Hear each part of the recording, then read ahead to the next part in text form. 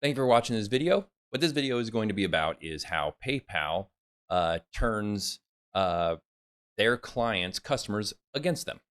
So here's how it works. In our case, we sell American flags. We make them out of wood, and we make very custom flags. Every one of our flags is actually customizable. So our flags are actually made to order because we don't know exactly what the customer wants until they order it. Sometimes they just order right from the website, which is great. But sometimes people want a little change to it.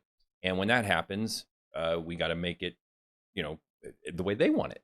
This is why we say that our flags are from our hearts for their homes. So the way that PayPal pinned our customers against us was that when we were right in the middle of kind of living our American dream, we getting a bunch of traction. Business was great. Life was great. We moved from California to Tennessee, bought our first home, and then PayPal froze our account, killing our business. They didn't even give us any notice.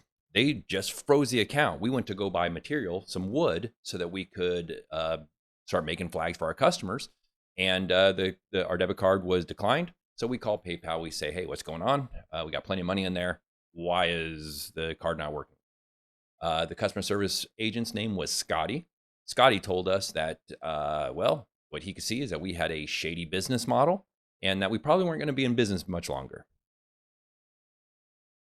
So, yeah, if you hold someone's money, you're going to go out of business. And at that time, PayPal was holding nearly $100,000 of our money. We didn't have a penny to work with. So we couldn't buy material. We couldn't pay for shipping. We couldn't pay for employees. We couldn't do anything. We were literally dead in the water, just waiting to go bankrupt.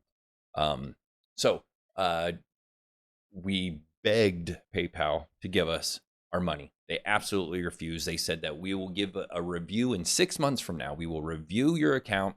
And depending on what we find at that time, we'll let you know what we decide. That's not that they're going to release it in 6 months. They will do another review and they will let us know what happens then. Actually, when that came about, they held it again, all the way out to 10 and a half months. So in that time period where we're fighting for our money, about 99% of our customers were unbelievably patient. Once we explained to them the circumstances that we didn't have access to your money, PayPal processed your credit card, and a lot of people didn't even understand that they were dealing with PayPal. PayPal processes credit cards for websites. So when our customers would buy something from our website, we don't process a credit card. We have to have a company do it. PayPal was the company that we chose to do it. So, we did business with PayPal for about 5 years at that time. We had been doing business with PayPal for about 15 years, never had a problem. And we thought we could trust them, but we learned shortly that we could not trust them. They completely betrayed us and nearly bankrupted us. So our customers are waiting patiently for their flags. Weeks go by, months go by, they're still waiting patiently. We have to explain to them, we're not making any progress with PayPal. They're just holding the money. It doesn't look good. We're getting more and more frustrated, feeling more and more helpless. Stresses are rising. Life was not good in those days. So in the end, what really happened was that we could not make the flags for our customers. We couldn't give the money back to our customers. So our customers were forced to go to their credit card companies, file a complaint to get their money back, which meant that customer was not so happy with us. Like I said, 99% of the customers were unbelievably understanding and patient.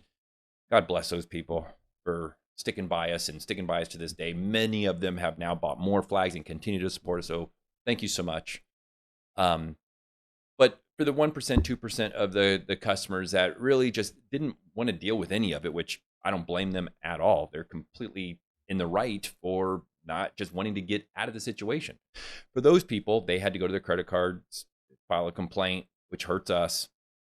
And in doing that, some of them, we lost their business, obviously. And obviously, they're not going to refer any friends to us. So we lose all of that all of that new business. And anybody that's ever been in business knows that referrals are, man, they're key in growing your business. You make happy customers turn their friends on to you, and that's how you grow your business.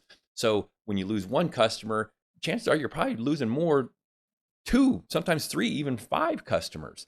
And even worse is that when a customer then goes online and makes a complaint and will and post it online, future customers that are looking at our website and wanting to buy, they might run across one of those reviews and say, "Oh man, no, I'm not going to buy. I don't want to get involved. It seems like they've got a lot going on, and I'll just buy somewhere else." So now we lose that customer's business, we lose all of their referrals, and now we're losing future business.